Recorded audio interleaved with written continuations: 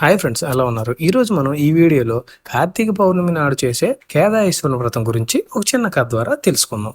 శివుడు పార్వతీ సమేతుడే కైలాసమున కూర్చుని ఉండగా సిద్ధ, సౌద్య, కింపురుష, యక్ష, గంధర్వులు శివుణ్ణి సేవించుచుండిరి. కుమారస్వామి, వినాయకుడు, వీరభద్రుడు, నందీశ్వరుడు సభయందు ఉపవిష్ణువులై ఉన్నారు. నారద తుంబురులు శివలీలను గానం చేస్తూ ఉన్నారు.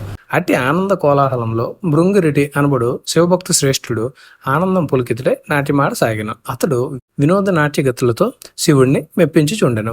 శివుడు అతనిని అభినందించి పార్వతిని విడిచి సింహాసనం నుండి లేచి భృంగిరెడ్డిని తన అమృత హస్తంతో తట్టి ఆశీర్వదించాడు. అదేవిధంగా భృంగి మొదలగిన వారు శివునికి ప్రదక్షిణం చేసి నమస్కరించారు. ఇది గమనించిన పార్వతి భర్తను చేరి, నాథ, నన్ను విడిచి మీకు మాత్రమే వీరెలా నమస్కరించిరి?